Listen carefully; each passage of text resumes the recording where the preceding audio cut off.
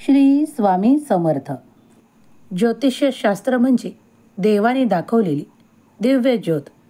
ज्याप्रमाणे तुम्ही आपल्या भविष्यातील काही जाणू इच्छिता, तेव्हा तुमचे मन पुढील भविष्य जाणण्यासाठी, आपल्यासाठी कोणता मार्ग उचित आहे ते जाणून घेण्यासाठी तुम्ही निरंतर ज्योतिषाच्या विद्येचा उपयोग आपल्या जीवनासाठी आणि आपल्या जीवनातील चांगले मार्ग शोधण्यासाठी करत असतात.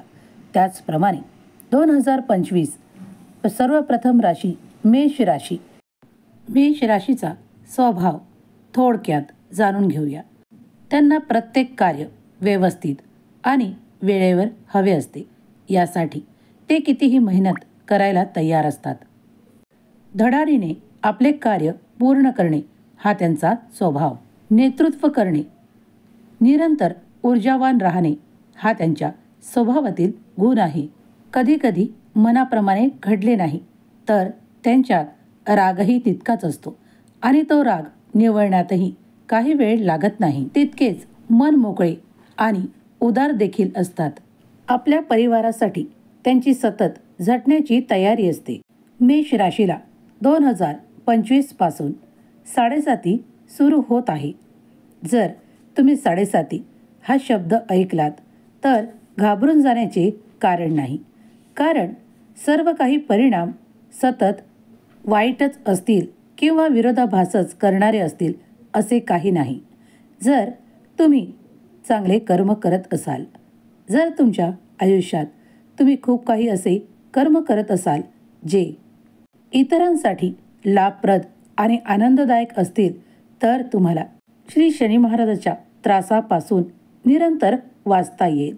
या 7.5 वर्षात तुम्ही काय केलेले आहे याचे तुम्ही प्रत्यक्षात अनुभव घेणार आहात. मेष राशीसाठी हे 7.5 वर्ष असे असतील की ज्यात तुम्ही तुम्हाला प्रत्यक्षात काय अनुभवायचे आहे हे पाहणार आहात. शनी महाराज या काळात तुम्हाला तुमच्या केलेल्या कर्मांचे फळ देणार आहेत. तेव्हा न घाबरता हे 7.5 वर्ष स्वीकारण्यासाठी तयार राहा. शनी महाराज हे न्यायाचे देवता आहेत. त्यामुळे प्रत्येकासोबत न्याय करण्याचे ठरवून ते प्रत्येक व्यक्तीसोबत त्यांच्या कर्माचे फळ त्यांना प्रदान करत असतात. जर तुम्ही मेष राशीचे आहात तर पुढील काही मिनिटात तुम्ही त्यासाठी काही उपायही जाणणार आहात. तेव्हा शेवटपर्यंत हा व्हिडिओ नक्की पहा. पुढील काही महिने मेष राशीसाठी चांगले खूप काही सफलतापूर्वक जाणार आहेत. कधीकधी तुम्हाला असे काही कंटाळवाणेही वाटू लागेल, कारण काही तेच ते कार्य केल्यामुळे तुम्हाला त्यातून जी फळं अपेक्षित आहेत ती न मिळाल्यामुळे तुम्ही काही प्राप्त करण्याची इच्छा ठेवाल. तेव्हा तुमच्या इच्छेप्रमाणे काही फळ न प्राप्त होता तेव्हा तुमची निराशा होऊ शकते. पण निराश न होता तुम्हाला तुमचे कार्य सुरूच ठेवायचे आहे, कारण न्यायाची देवता तुम्हाला बघत आहे. मेष राशीच्या मंडळींना 2025 हे जसे संमिश्र जाणार आहे तसेच लाभाचेही काही परिणाम दिसून येतील. जसे घर खरेदी करणे, वाहन खरेदी करणे असे मोठे योग देखील संभवतात. मेष राशीला ज्याप्रमाणे हे संपूर्ण वर्ष लाभाचे आहे, त्याचप्रमाणे आरोग्याच्या छोट्या मोठ्या तक्रारी देखील उद्भवू शकतात. जर तुम्ही आरोग्याकडे लक्ष पुरवले तर त्यातून त्रास होणार नाही, किंबहुना ते टाळले जाऊ शकतात. खानपानावर विशेष लक्ष पुरवावे. जर पोटाचे विकार वाढत असतील तर तुम्ही ते खानपानामुळे कमी करू शकता. शुद्ध सात्विक आहार हे तुमच्यासाठी शारीरिकदृष्ट्या अत्यंत लाभाचे ठरेल. आरोग्याच्या बाबतीत जितके काळजी घ्याल तितकेच तुम्ही स्वतःला जपाल. कधीकधी आर्थिकदृष्ट्या तुम्हाला खूप काही कमी वाटेलही, पण काही काळातच तुम्ही पाहाल की सर्व काही व्यवस्थित होत आहे. कौटुंबिक सुखाच्या बाबतीत जर विचार केला तर जर तुम्ही शांतता पाळत असाल तर खूप काही गोष्टी टाळल्या जातील. वादविवादापासून स्वतःला लांब जितके ठेवता येईल तितके ठेवण्याचा प्रयत्न करा. शैक्षणिकदृष्ट्या जे कोणी काही नवीन शिक्षण घेऊ इच्छितात, काही पदवी स्वीकारू करू इच्छितात, त्यांच्यासाठी हे वर्ष खूप महत्त्वाचे ठरणार आहे. त्यांच्या अपेक्षेप्रमाणे त्यांना त्यात यश नक्कीच मिळेल. नवीन काही शिकणाऱ्या इच्छितांना त्यांची इच्छा पूर्ण होताना दिसून येईल. जे उच्च शिक्षणासाठी परदेशी जाऊ इच्छितात, त्यांच्या देखील इच्छा पूर्ण होऊन त्यांचे ते कार्य सफल होईल. मेष राशीचे जातक जे व्यवसायात आहेत, त्यांनाही यश भरपूर प्रमाणात मिळेल. पण कधीकधी अशी परिस्थिती निर्माण होईल की त्यांच्या मनाप्रमाणे ते फळ मिळणार नाही. पण कार्य न थांबवता प्रयत्नांचा जोर तसाच ठेवावा. तुम्ही काही काळातच ते सर्व काही योग्य ठिकाणाहून लाभ होताना अनुभव कराल. काही तडजोडी मात्र त्यासोबत कराव्याही लागू शकतात. तुम्ही व्यवसायात आहात तर हे जाणूनच तुम्ही समोरच्याशी वागावे लागेल. या काळात प्रत्येक गोष्ट तुमच्या मनाप्रमाणे घडून येईल असे नाही. व्यवसायात चढ उतारची परिस्थिती तुम्हाला बघावी लागणार आहे. साडेसाती लागत असल्यामुळे काही काळ तुम्हाला तडजोडीचे काढावे लागतील. जेव्हा तुम्ही तुमच्या कार्यात 100% द्याल, तेव्हा तुम्हाला तिथून 30 ते 50%च नफा होण्याची परिस्थिती निर्माण होणार. पण घाबरून जाऊ नका. काही मधला काळ असाही येईल जेव्हा तुम्ही जिथे 100% विचार कराल तिथे 120% तुम्हाला नफा होणार आहे. तेव्हा घाबरून जाण्याचे काहीही कारण नाही.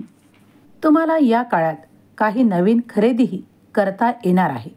कधीकधी कुणाचे ऑफिस तर कुणाची जागा, कुणाचे घर तर कुणाचे दुकान टाकण्याचे योग येतील. पण त्यासाठी तुम्हाला कर्जही घ्यावे लागू शकते. पण त्या कर्जासाठी चिंता न करता कर्म करत राहा. जेव्हा साडेसाती असते तेव्हा खूप काही गोष्टी तुमच्या मनाप्रमाणेही घडून येत असतात. शनी महाराज प्रत्येकाला आपल्या कर्माचे फळ देण्यासाठी या 7.5 वर्षात परीक्षा पाहत असतात. तेव्हा या काळात शनी महाराजांची उपासना करणे, श्री हनुमानजीची उपासना करणे अत्यंत लाभप्रद ठरू शकते. या काळात खूप जणांचे कर्जही वाढणार आहेत.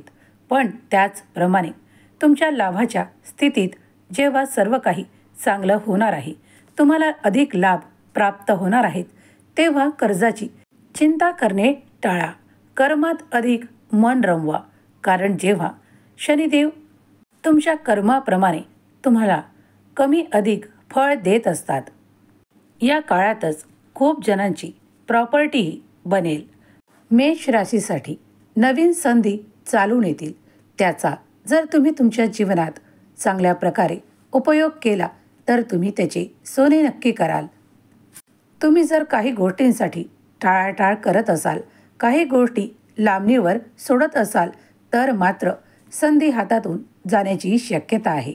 तेव्हा योग्य वेळेवर योग्य संधी तुमच्याजवळ आल्यावर ती तुम्ही ग्रॅब करून त्यावर कार्य करणे तितकेच आवश्यक आहे. नोकरदार वर्गांना कधीकधी आपण केलेल्या कर्मापेक्षा काहीतरी कमीच प्राप्त होत आहे असे जाणवेल. पण नोकरी बदलण्याची स्थिती मात्र येणार नाही. जे कोणी आपल्या नोकरीत बढतीसाठी प्रयत्न करत आहेत त्यांना थोडे अधिक कष्टही करावे लागू शकतात.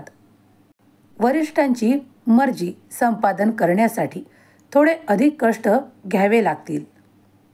मेष राशीला काही जबाबदाऱ्या पाळाव्या लागतील.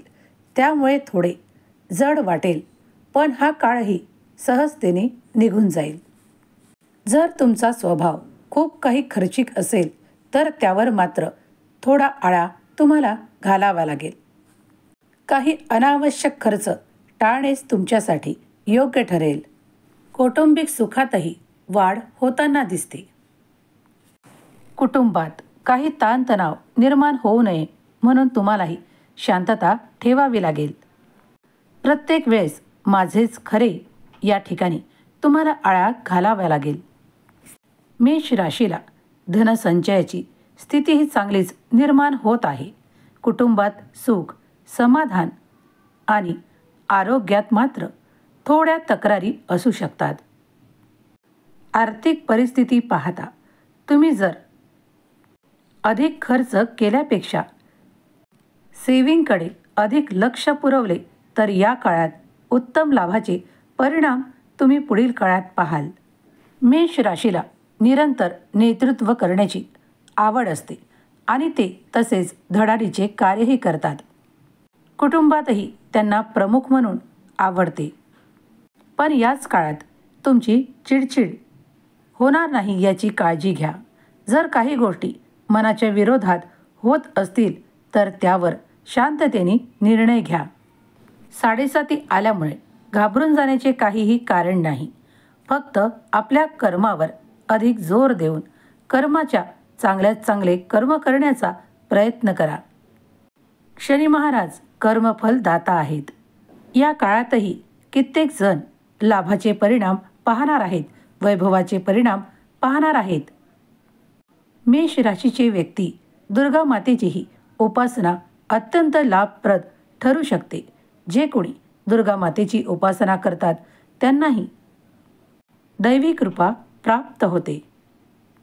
या काळात हनुमान चालिसाचे पाठ करणेही तितकेच आवश्यक आहे. मेष राशीच्या व्यक्तींनी काही गोष्टीचे पालन केले तर त्यांचे येणारे सर्व काही वर्ष सुखात आणि आनंदात राहतील. श्री गुरुदेव दत्त.